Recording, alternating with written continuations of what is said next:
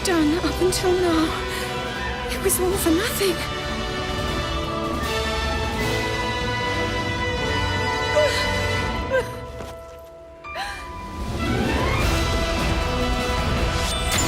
Here it comes!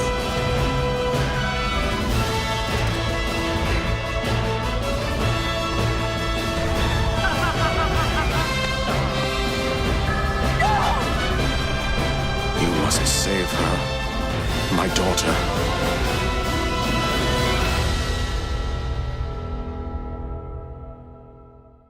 Hello everybody, MegaZardX here, back at it again to give you another very exciting collection reflection video where I take the time out to just go through my whole entire gaming library. It could be a game, could be a console, or it could be a limited edition, but ladies and gents, we're going to be talking about none other than The Legend of Zelda Breath of the Wild. Now, look, I was going through my whole entire collection, and, you know, I talk about this stuff every single week, whether it be a Switch game in my collection, a DS, a 64, a GameCube, the list goes on and on and on.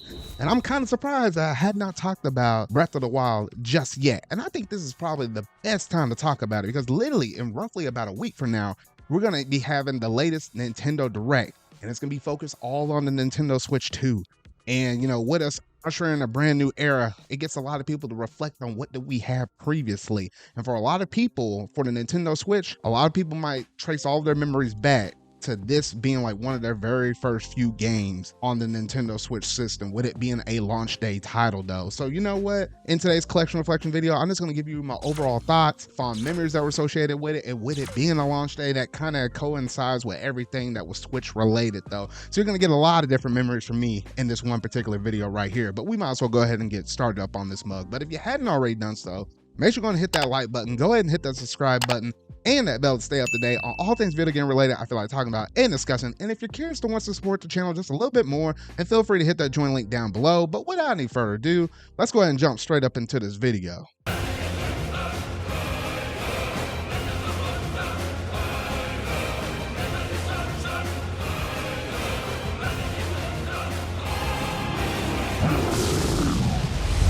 The Legend of Zelda Breath of the Wild. Look, this is probably the most highly anticipated game coming out the gate in the lead up to the launch of the Nintendo Switch. So much so that even before we knew that this was a Nintendo Switch game, or at one point codename as the NX, we knew that this game was obviously going to be coming out on the Wii U. Look, I grew up with the black Wii U, the 32 gigabyte version of that system, and I enjoyed the Wii U for what it was, but there just wasn't as many games as what we got on that system in comparison to the Nintendo Switch. And obviously it wasn't a hot seller. It barely even managed to sell like 13 million systems or whatever though. The games we got were good, but it just wasn't to the quality or the standard that we might have had with the Wii, or especially with the Nintendo Switch is what we know now though. So it was like at that time, people were really looking forward to this game because we knew that it was a big departure from the traditional Legend of Zelda experience that we might have had in games such as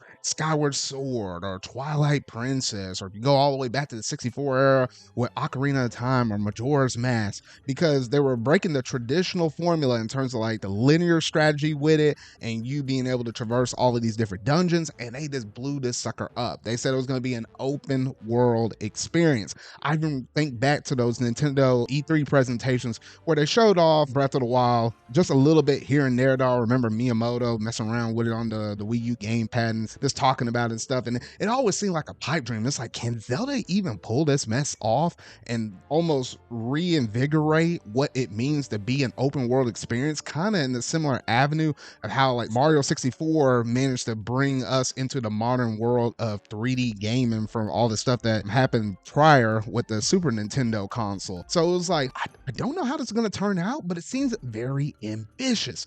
And then lo and behold, you all remember that January presentation where they managed to showcase off Breath of the Wild. They said it's finally going to be releasing out March of 2017 on that March 3rd day to coincide with the release date of it though. And I always can think back to that original release trailer for it though, with that iconic music that was so good. For some reason they didn't even put that music in the game itself. Mind you, it wasn't until much later with the release of Super Smash Bros. Ultimate they actually managed to put that soundtrack down there as the quote unquote 2017 presentation. It was just that good. I don't know how the heck that mess wasn't represented in the game somehow though. But like, man, I can still look back vividly on that trailer, just seeing Link standing over that plateau, looking at everything in Hyrule, everything from the volcano land over there to like over there where you had the waterfall area with the Zoras and stuff. And it was like, oh shoot, you mean anywhere on that map we can go through and explore? I was like, oh my gosh, I don't even know how long it's going to take for me to beat this game. And prior to this game releasing, in terms of my Legend of Zelda experience, the only game I think I played prior to this was Skyward Sword, the last 3D Zelda before this. This really kind of got my foot in the pool for me to play the Legend of Zelda series. And after I played this game, it was a dumb wrap. I went back and played so many other ones like Majora's Mask, etc. though. And I was like, oh my gosh, like this was just crazy.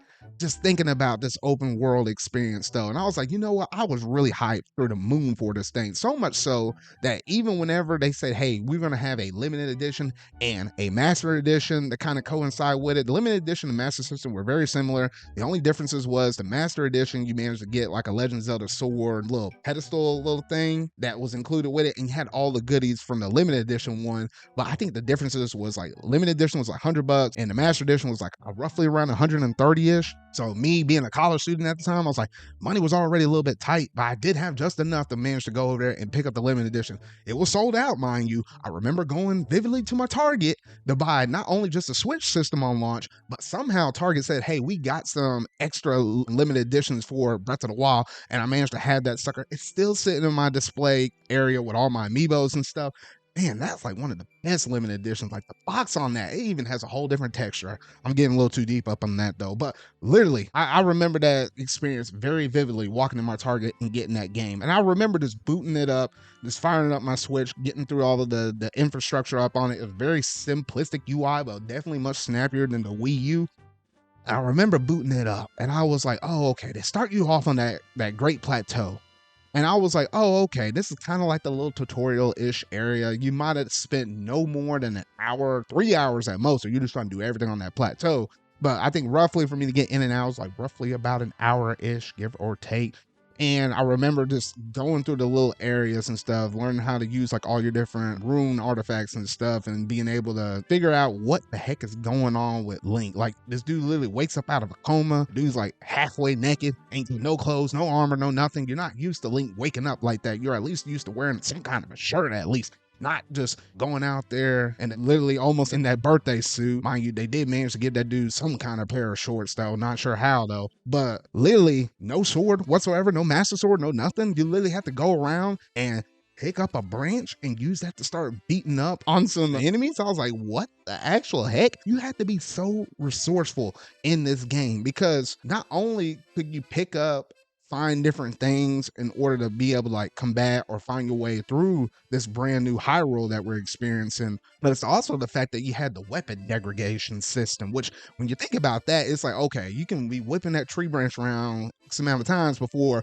boom, that thing just shatters or whatever though. So then that's why this game had to make you be so resourceful. You always have to kind of keep your head on a swivel because literally you can go around, pick up a boulder, throw it down on some enemies that might be sitting around a close fire or anything like that. Or you can be really resourceful once you do manage to get like a bow and arrow or whatever though. You can shoot some TNT explosives that have to be sitting next to a camp of enemies and just blow up the whole thing. Look, the sky was the limit in this game. Like there were so many different things you can explore, so many different things you could do, so many things you can experiment with, all the different cooking recipes and stuff that managed to give you so many hearts and stuff. The stamina wheel managed to make its return from Skyward Sword though, and they did like some evolutions on that. Literally almost any surface, as long as you're able to grab a hold of it, you were able to climb and stuff. You had the weather effect and stuff, so it was like if it was raining or something like that, it made climbing a little bit more difficult, so you might have to go around the rugged terrain in a different way than what you might have perfectly envisioned or whatever though. Or then sometimes it might be thunderstorming and stuff, so you're using metal weapons, you better put that mess back up in the sheath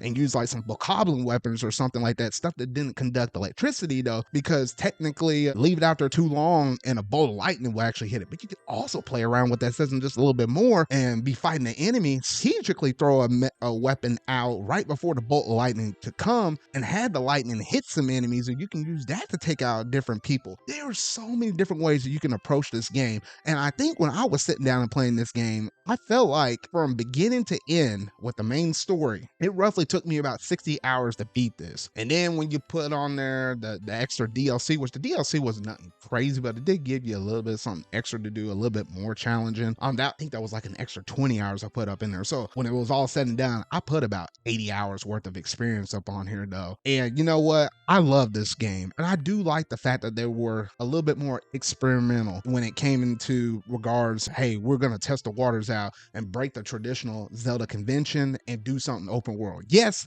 I know for a lot of people, myself included, I do technically miss the dungeons and stuff, which thankfully we still have it in some kind of a way via like the 2D Zeldas, like the most recent title that came out via Echoes of Wisdom, like that brought back dungeons and stuff in its traditional form and stuff. I mean, you are missing some elements of the game that used to be there in times past though, but I think everything else they managed to bring to the table, I think was well enough worth it in terms of just having a brand new, fresh experience. I mean, literally, Zelda wasn't even that big of a first party title for Nintendo. Yes, it was always there. People knew about it, especially you go back to the Ocarina of Time days and stuff like that though. But like literally almost game after game, it kind of stagnated, went down at some times, but it never sold gangbusters in comparison to Mario or anything like that. But literally once Breath of the Wild came out on the scene, this sucker wound up selling almost north of 30 million copies sold for Breath of the Wild. Even Tears of the Kingdom only has like a little more than 20-ish million, but Breath of the Wild is still continually to sell. And I was like, you know, you had something cooking. And there's a reason why Mr. Onuma came out and said, hey, look, every new 3D Zelda that's either, you know, made by us moving from this point forward is going to be an evolution on the open world strategy because it just works. Now, granted, there are some little flaws up on here, like I already mentioned with the dungeons and stuff. I think the only other major gripe I had is like the lack of music, but that also kind of goes into the point of the whole experience that you have with exploration, because it's kind of like it's just a little bit of like ambient stuff. You'll get a little bit of piano music and feel like that's like the majority of the soundtrack for the whole entire game. Some parts had some pretty good soundtracks and stuff, but in other parts of the game I was like, okay, I wasn't quite feeling this though. And I did kind of miss the traditional Zelda music that you might have gotten in previous 2D Zeldas or even 3D Zeldas like Skyward Sword. You know, before this game came out, it was definitely still one of my favorite Zelda games was Skyward Sword. But I think the only other thing I could say is probably the story, which the story was there, but you had to actually go out of your way to experience everything and put everything together. Because with it being an open world game, you literally were able to do all the events in this game in any order that you want. You can go to Lanayru Desert first,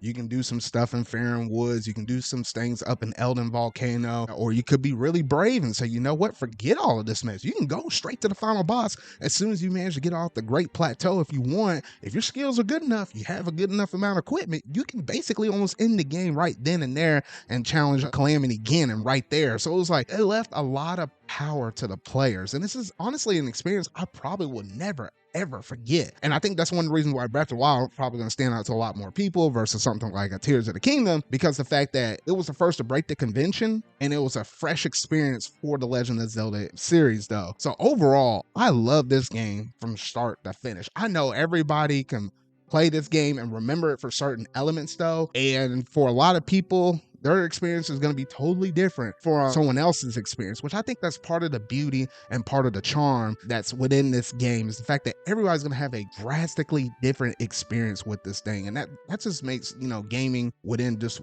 one game so beautiful and so remarkable though. And I still will never forget that experience with that dreaded piano music that you get from facing one of the Guardians. Like, I remember seeing one of those things for the first time and you hear that music like,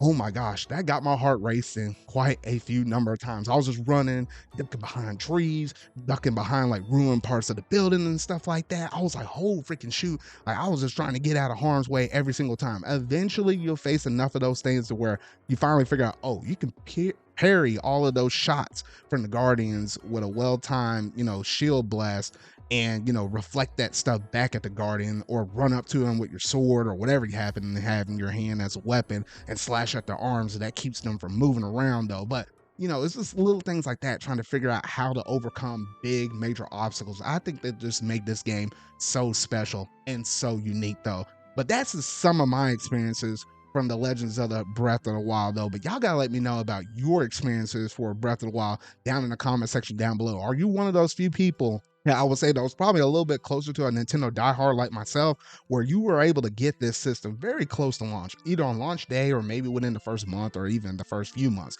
And was this like one of the first few games you managed to play? Or even if you didn't manage to get it in the opening launch months, like whenever you did manage to pick up this system, like was that one of those first few games? So it's like, I heard so many different people talking about, I didn't even talk about the social craze about this thing. Like so many people were doing so many different clips and posting that stuff onto Twitter via like the sharing feature. I hate how Nintendo had to take that mess down. It's like something arguments that they had with, I ain't gonna mention that dude's name though, but Twitter changed some policies and stuff, and now we can't even do that with the system no more. There's workaround ways to do it though, but like, man, I saw so many different clever tricks or so many secrets that people were posting about. Oh man, don't even get me started on the Koroks. That's the most wildest, dumbest thing to get a special reward after collecting all 900 something plus of those things though. But literally, can't say it any other better way. Breath of the Wild was truly something else though. Let me know all your experience down in the comment section down below. But that's gonna basically do it in terms of today's video though. So if you really like this, make sure you go and hit that like button, go ahead and hit that subscribe button and that bell to stay up to date on all things video game related I feel like talking about and discussing. If you're curious and want to support the channel just a little bit more, then feel free to hit that join link down below. That's truly gonna do it for today though. So remember y'all, until our video I make next, see y'all.